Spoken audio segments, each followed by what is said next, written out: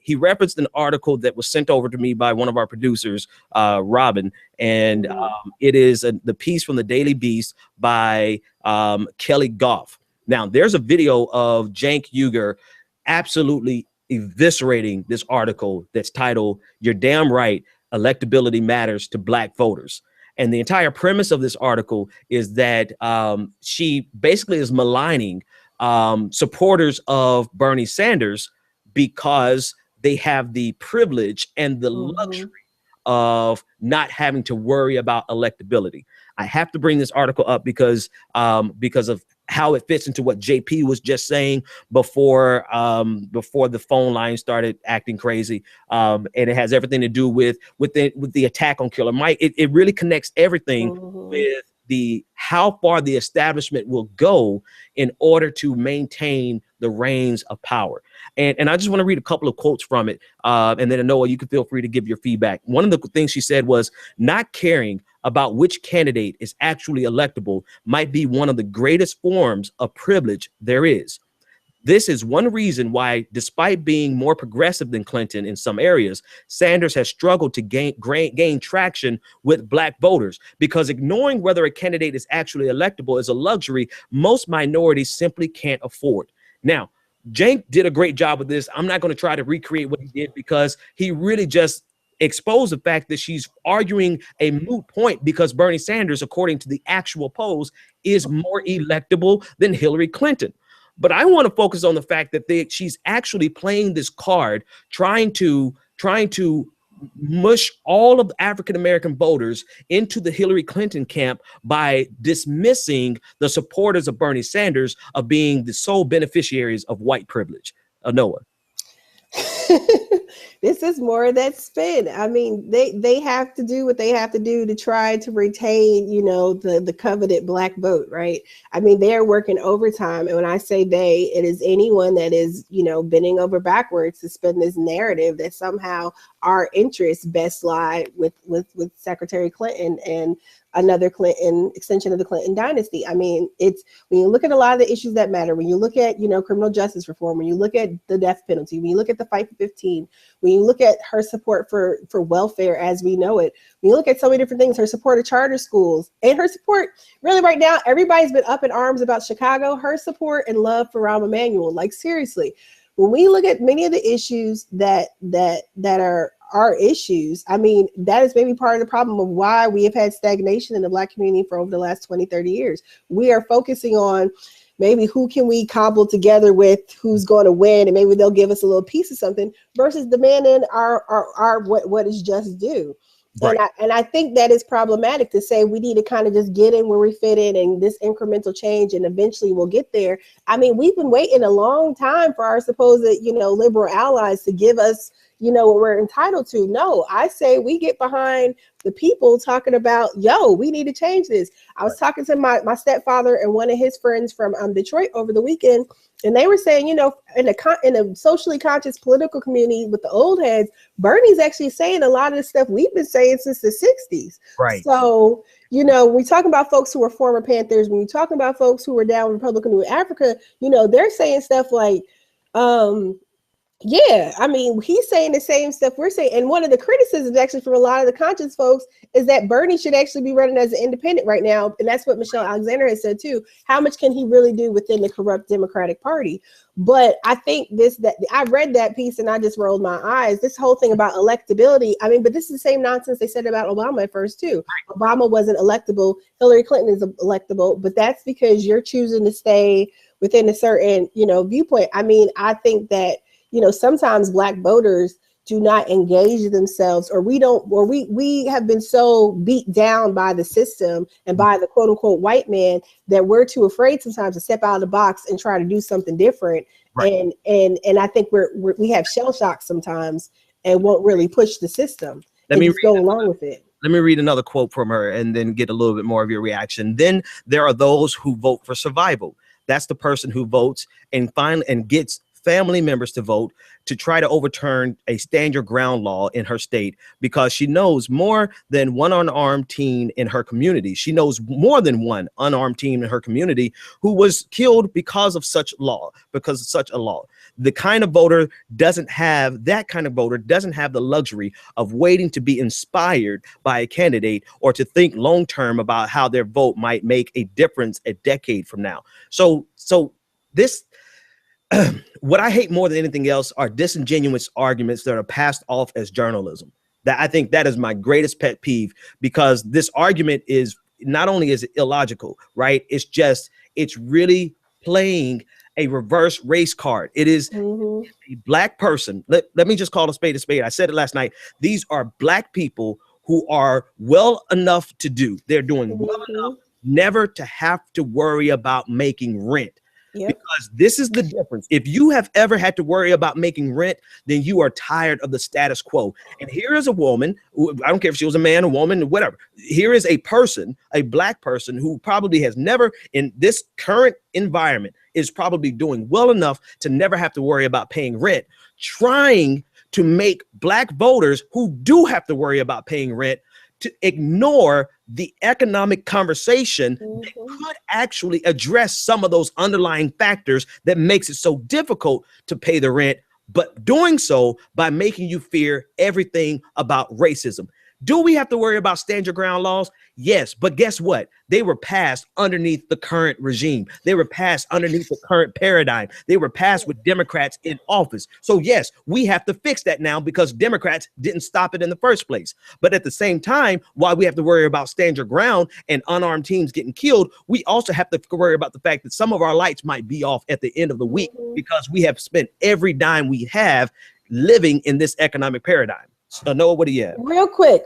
Part of the problem with that whole argument too about, well, stand your ground laws, that's a state by state issue, right? And if we want to talk about why we have stand your ground laws, Bernie Sanders' point about campaign finance reform and getting dirty money, dark money out of politics, the Koch brothers and their crew have sponsored stand your ground legislation all across the country. So we're also talking about people who do not engage and vote in state and local elections as well. Like these are state level issues and have to be dealt on a state by state part. And we're also talking about, issues with our DAs not prosecuting some of these cases and other issues with, police chiefs not doing certain things. These are community engagement and involvement issues. So if we're only thinking like, oh, if we cobble over here and try and give this one piecemeal little offering to this one politician to wait for them to do for something else versus taking it directly to people and demanding that we get changed. I mean, that's the difference. And I think all of that scenario right there. And I think it's problematic to say, well, we're so worried about this only because really what's that's feeding into that gun argument that Clinton tries to make, that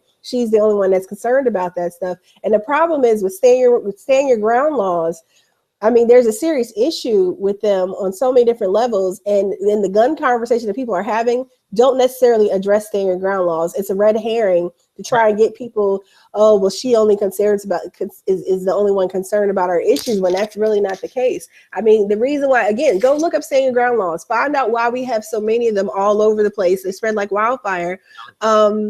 But Alec and the Koch brothers, is a major party in Alec. Alec sponsored, stand your ground laws in a lot of different places. And it's problematic. And we're disregarding that. I mean, quite honestly, the reason why we don't have greater change in some areas is because of the different changes that have been made to campaign finance reform and the money that has been put to keep the status quo in check. I mean, you want to change something, that is something that we need to change, and then all the other chips will fall as they may. It's very disingenuous to tell people that, well, we can't afford to push for more. What do we really have to lose? I mean, most of us talking have survived Reagan, 2 Bushes, and a financial collapse. Some folks, I mean, like, what do we really have to lose for trying? Like, what's going to happen? Is Hillary going to punish us? I mean, like, what is really going to happen if we don't support her? Because that's what I'm trying to understand. Everyone acts like we have no choice. Well, what is the consequence? Okay, we lose.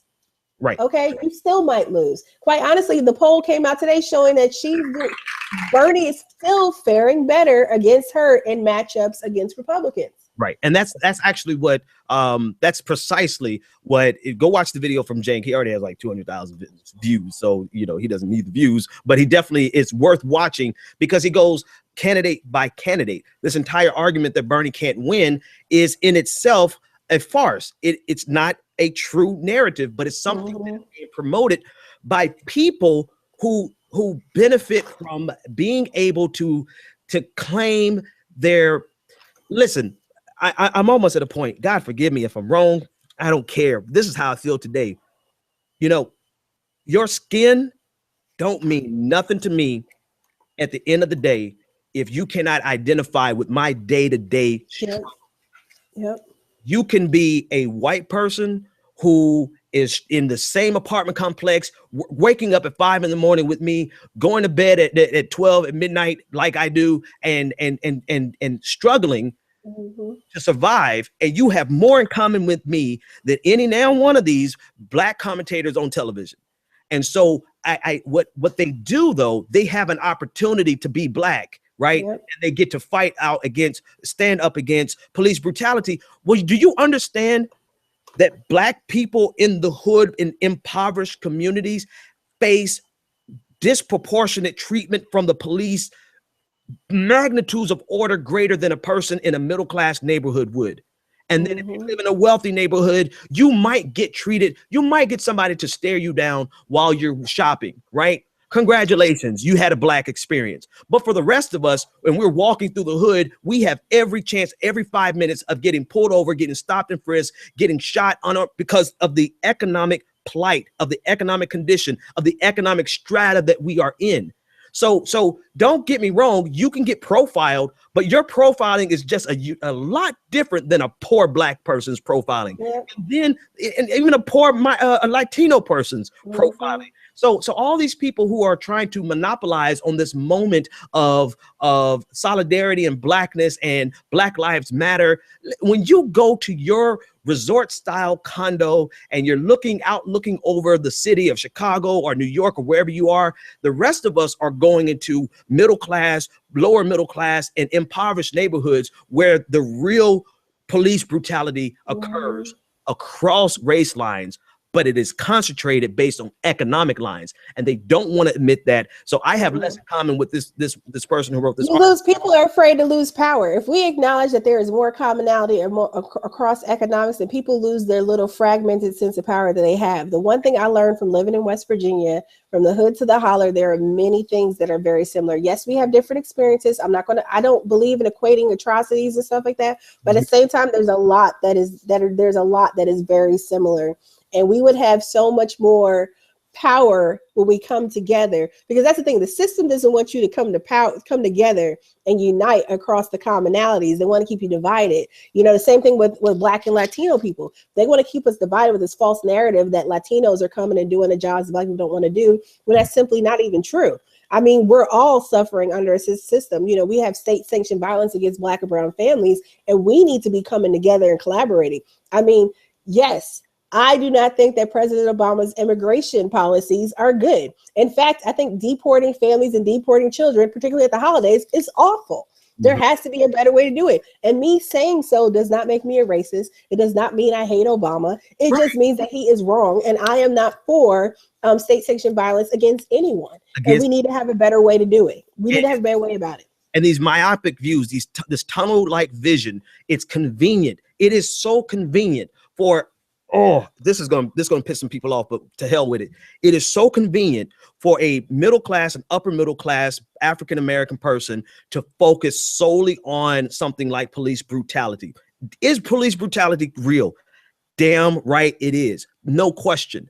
But it's easy for them to unleash all of their radicalism, all of their Black powerism right there, and then turn a blind eye to the plight of the majority of African Americans who are living in poverty. Don't focus on the poverty. Let's focus on police brutality, where police brutality, let's say 1,000 Black people in a year get killed by the police unarmed. We need to fix that problem. It is tragic. It is horrific. The police need to be sent to jail. Everything. Black Lives Matter. Let's march. Let's shut it down. But there's probably 5 million Black people living and struggling in poverty. How many Black young kids are going to bed hungry?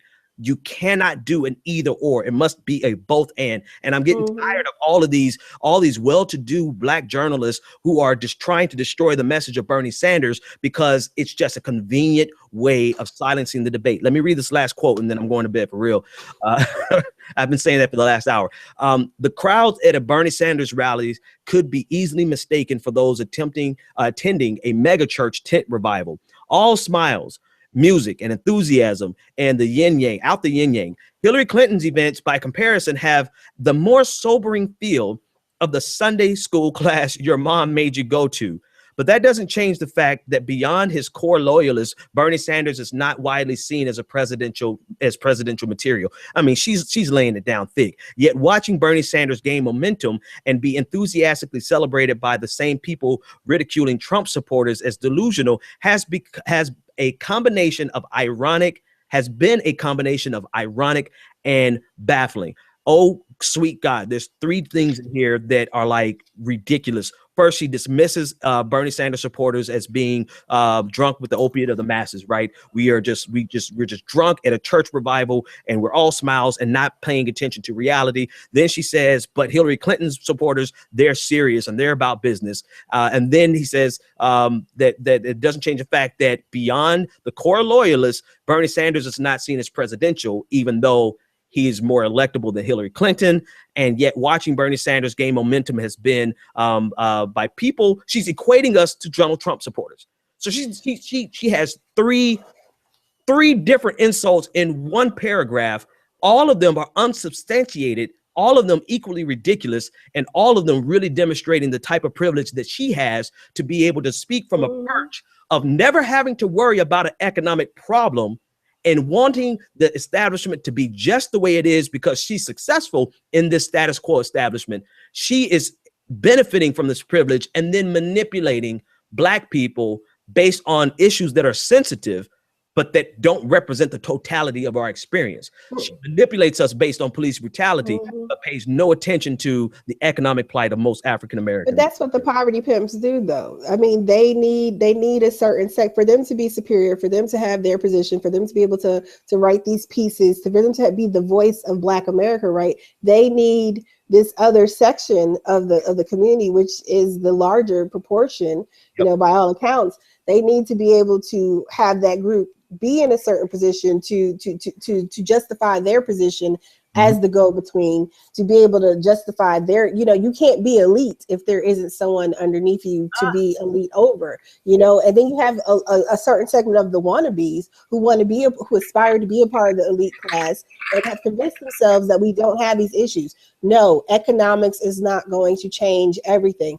but there is a reason why that Martin Luther King spent the latter part of his life focusing and broadening his scope on economics and human rights in general. Same with Malcolm X, but towards the end of his last little bit, focusing on human rights. I mean, we have a greater issue and focus that needs to happen, and honing in on these one little issues. You know, it's easy to talk about, well, this is not going to change racism. Okay, well, let's talk about, instead of talking about what's not going to work, let's talk about what is going to work. Let's talk about what we need to be doing in our communities across the board. I mean, you and I have talked about this, several other people, you know, the rest of the crew has talked about this, other people have talked about this too. We're looking at how do we leverage this momentum, this enthusiasm, and this opportunity to be a part of this progressive movement, this new wave of a progressive movement. How do we leverage this for meaningful change on our community levels? Yes, we've had Black elected officials in many places across the country for decades at this point in time, and yet we still have some of the most desperate poverty, joblessness, drug use, etc. occurring. What are we missing? We're missing something here. And we can't just keep electing Black faces because they look like us. We can't just keep putting people in power because they look like us. We need people who value us, who value our communities, and who are willing to do what it takes to invest, engage, and dialogue with people to make it better. And you know what? That's why I said earlier, and before I say this, because after I say this, I'm playing this closing music and I'm going to bed. We're good. One more time, tell them how to get up with you. Miss No ESQ on Twitter, and African Americans for Bernie Sanders on Facebook. All right, I'm always retweeting her, so you guys definitely follow her and support. Thank you for having me again this evening. Pleasure. I appreciate it. My pleasure. I'm going to say this, and then we're getting out of Dodge. That's why I know, for a person like me, the amount of hours that I work and the amount of wealth that leaves my house just to survive, right? That much goes to invest, that much goes just to survive. I know I have more in common with that white guy around the corner, with that Latino down the street, with the Asian around the way, and with the brother from the Middle East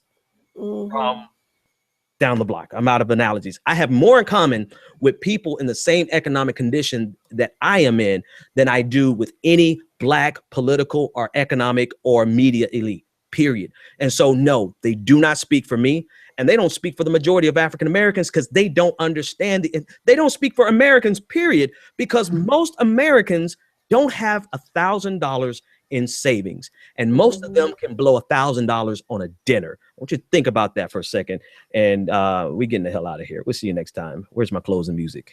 It's somewhere. Noah, see you next time. Yeah.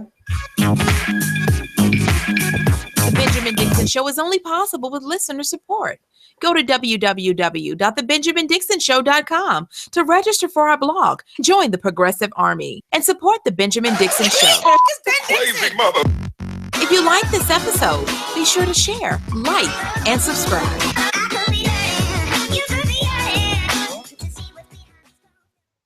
Consider becoming a Patreon.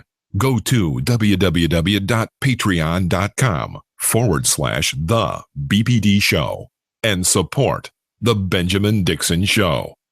So you get nothing. You lose. Good day, sir.